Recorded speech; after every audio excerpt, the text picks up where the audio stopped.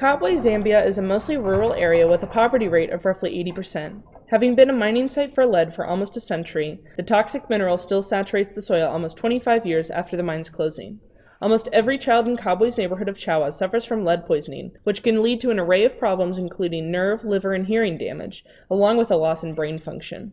While some projects have made progress in cleaning up Chawa in residential areas, this doesn't stop residents from going to the old mining sites to search for leftover lead or gravel to sell for around $5 a kilogram. When the mine closed, so did many employment opportunities for Kabwe residents. Its unemployment rate sits at 10%, which makes it the second highest in Zambia. In addition, kids are often spotted playing in or near the abandoned mines due to boredom, while kids who aren't old enough to be left to their own devices still find themselves in the mines with their parents not having anyone else to watch over them while they work. For many, there aren't any alternatives or opportunities outside of the mine, causing them to return despite the potential consequences. With this information, we've decided that the problem should be addressed is the opportunities for employment in a safe, lead-free space, since lead poisoning has many physiological repercussions. Empowering community memberships with opportunities to learn how to make money for themselves, such as giving them access to education and entrepreneurship programs, would give them alternatives away from the mines. Our team has devised a plan called Kabwe's Grove to provide community empowerment, education, and economic opportunities for women and children.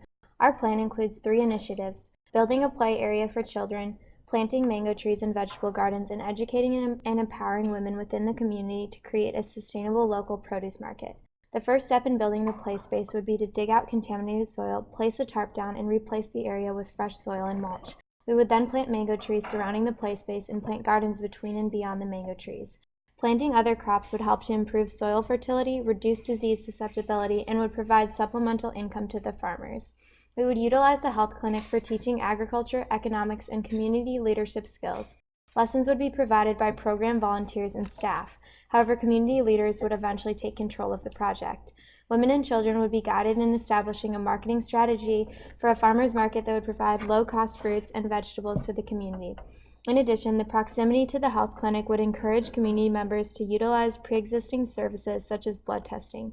The estimated cost for the project would be $49,480, including excavation, new soil, mulch, gardening supplies, a pump scheme, fruit washing station, farmers market supplies, and a storage shed for gardening supplies and new toys for the kids. While these initial costs are high, the expected revenue, health benefits, and experience gained from the project would be sustainable and worth the investment.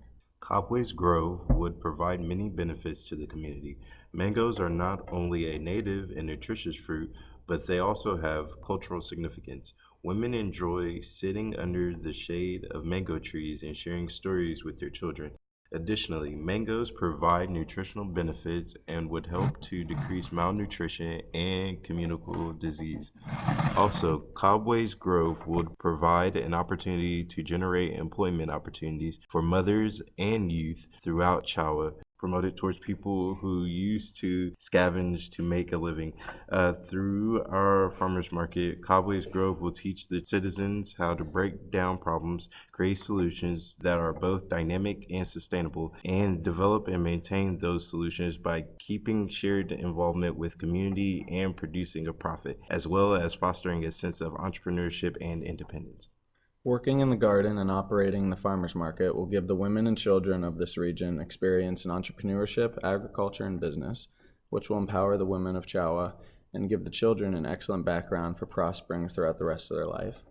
We have met with the community stakeholders and we have found that there is a demand for local produce. Fruit is scarce in Kabwe and the majority of produce is imported from South Africa. We will plant vegetables in different seasons to ensure there is always a stream of produce to the market to keep profits steady. Also, mangoes can be eaten fresh or dried, so both in and out of season, the mango grove can provide a steady stream of produce and income for the market. This income produced will be the primary driver of sustainability, as it will ensure that the program continues independently. If our program shows the success we believe it will, we are fairly confident that we can partner with the Zambian government to increase the scope of our project. Recently, the government has taken steps to ban certain produce imports into the country in an effort to promote local production and distribution of produce. Our project provides a very good model for how the government could continue this policy, and someday we hope to have a Kabwe Grove in every neighborhood.